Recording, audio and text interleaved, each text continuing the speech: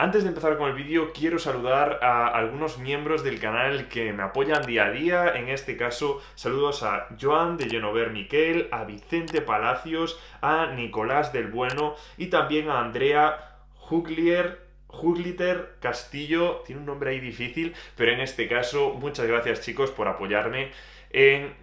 esta aventura de YouTube. Y ahora sí, vamos con el vídeo porque en este caso os voy a contar mi experiencia de uso tras un poquito más de un mes con este iPhone 11 Pro. En este caso no va a ser un vídeo usual donde voy característica por característica diciéndoos un poquito mi experiencia, sino más bien está dirigido a aquellas personas que quieren dar un salto desde un iPhone antiguo a un iPhone totalmente nuevo como este iPhone 11 Pro, o simplemente quieren cambiarse de Android o están comparando topes de gama de Android con este iPhone 11 Pro y quieren saber cuál es la experiencia. En este caso os voy a dar las cosas que sí me gustan y las cosas que no me gustan de este iPhone 11 Pro, que la verdad yo creo que os va a sorprender un poquito. Y empiezo haciéndoos un poco de background de dónde vengo yo, de qué dispositivo vengo yo. Pues simplemente yo vengo de un iPhone 10 de 64 GB. En este caso me he pasado un iPhone 11 Pro de 256 GB. Y vamos a empezar primero por las cosas que no me han gustado de este dispositivo. Os va a parecer raro, pero una de las cosas que no me ha gustado de este iPhone 11 Pro es el notch, ¿vale? En este caso yo con Jorge de Tutenomundo últimamente he ido a su casa para hacer comparativas de dispositivos y he visto un montón de dispositivos Android que tienen la pantalla frontal directamente pues sin cámaras o simplemente con un puntito que sería la cámara, y que tienen tecnologías un poquito más avanzadas en la pantalla delantera y que siguen funcionando muy bien, ¿vale? Es cierto que el Face ID creo que es una tecnología que ningún Android ha superado hasta ahora en cuanto a seguridad, en cuanto a rapidez y a fiabilidad, pero en este caso creo que en diseño se puede avanzar un poquito más. Los Android están jugando de una manera extrema este diseño y creo que el iPhone 11 Pro no lo ha hecho, ha sido un poquito más conservador, ha decidido un poquito más centrarse en el rendimiento, en las cámaras, que es algo que hablaremos ahora, pero en este caso echo de menos un poquito esto y esta es la primera cosa que no me ha gustado mucho de este iPhone. Otra cosa que no me ha gustado y puede que os sorprenda y es la cámara gran angular. Me ha gustado muchísimo en cuanto a experiencia, en cuanto a versatilidad de estas cámaras, pero no me ha gustado cuando salen personas en este gran angular. Supongo que es algo normal que gran angular como que distorsione un poquito a las personas, y cuando salen seres humanos o objetos dentro de esta cámara pues puede que distorsione un poquito. He sacado por ejemplo esta foto de noche, o ya las estaréis viendo, y fijaos en las personas que las caras como que están un poquito más alargadas o realmente el ordenador se ve como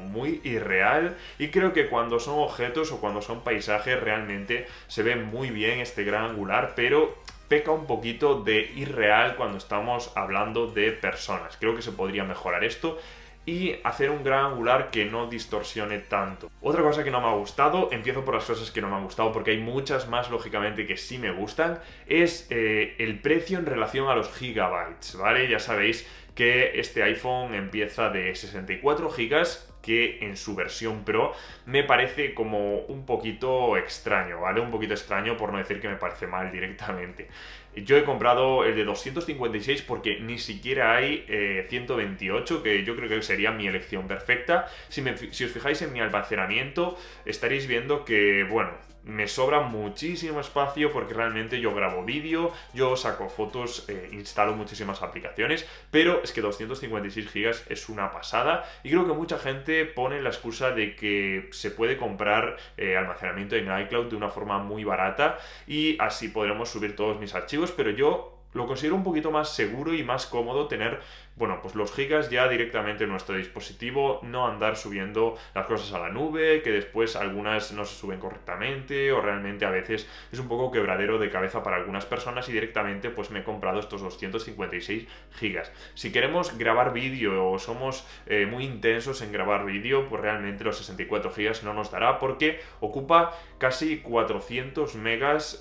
pues cada minuto de grabación a 4K 60 frames, así que imaginaos grabar pues 10 vídeos de un minuto cada uno, es muchísimo, son más de 5 gigas, así que imaginaos chicos las personas que tengan solo 64 GB. Y ahora vamos con las cosas que sí me han gustado, que son muchas en este dispositivo. Empiezo por una cosa que mucha gente va a valorar un poquito, que es el brillo, ¿vale? Yo creo que el brillo de esta pantalla pues ha mejorado, es la única cosa que ha mejorado, es una pantalla OLED que la verdad que ahorra mucha batería en modo oscuro, que esto también me ha gustado muchísimo, pero no solo eso, sino que en situaciones de exterior nos va a permitir que este brillo podamos ver la pantalla de una forma un poco más cómoda que anteriormente, ¿vale? Con mi iPhone 10, la verdad que una vez salía afuera, tenía que subir el brillo al máximo, consumía muchísima batería y además no veía muy bien en exteriores, ¿vale? En este caso no vamos a tener este problema, ya que el brillo se encarga de que veamos perfectamente cuando estamos en exterior. Además, chicos, algo que me ha gustado muchísimo, que probablemente ya lo habréis escuchado, que son las cámaras. La versatilidad de estas cámaras, el hecho de poder estar grabando e ir cambiando entre las cámaras para así dar diferentes puntos de vista de la situación en la que nos encontramos, o incluso poder sacar fotos diferentes que a muchas personas, bueno, pues le animan a sacar su cámara en situaciones incluso de poca luz, ya que este modo noche a mí me ha encantado, me anima a de noche sacar mi cámara y pues retratar situaciones que con el iPhone 10 realmente no me atrevía, o directamente decía, ¿para qué voy a sacar el móvil si realmente se va a ver muy poco luminosa la foto y directamente no se va a ver lo que quiero fotografiar? Pues en este caso no sucede y la estabilización y el modo noche funcionan de una manera increíble en este iPhone. Y otra cosa que me ha encantado de este dispositivo es su rendimiento, ¿vale? Estamos ante un dispositivo que ya no solo el procesador se dedica a que los juegos vayan perfectamente o que las aplicaciones no nos den ningún tipo de problema, sino que ayuda a las cámaras, ayuda a la batería, es un rendimiento que está optimizado directamente con el sistema operativo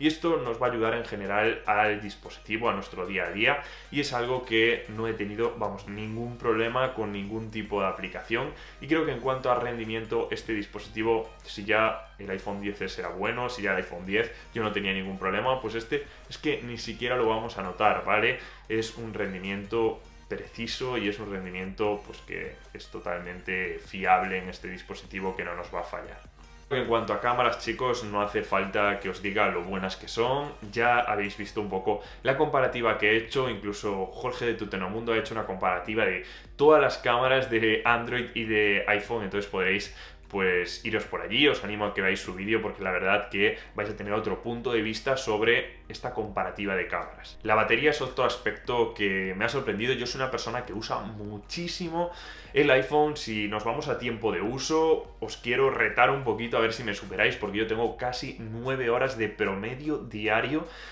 que uso mi dispositivo móvil, ¿vale? A veces, bueno, casi siempre llego a final del día, pero hay veces que no llego. Imaginaos, si la batería ya es buena, hice una comparación también de batería, pero si la comparativa ya es buena,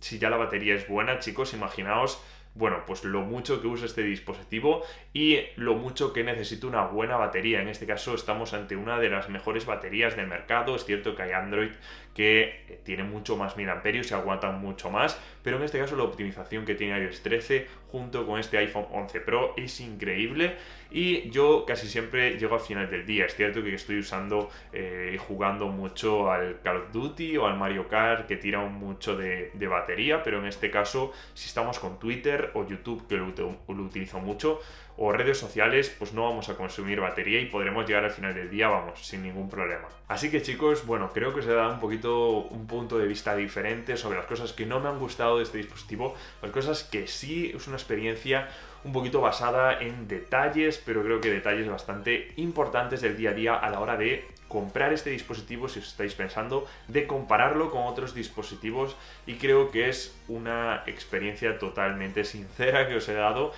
No siempre van a ser todo cosas buenas, ya sabéis que yo estoy muy centrado en el sistema operativo, hago muchos vídeos sobre iOS 13 y creo que iOS 13 junto con este dispositivo hacen un muy buen equipo, y realmente os recomiendo que cuando vayáis a comprar un dispositivo os centréis también en el software, ¿vale? Porque yo creo que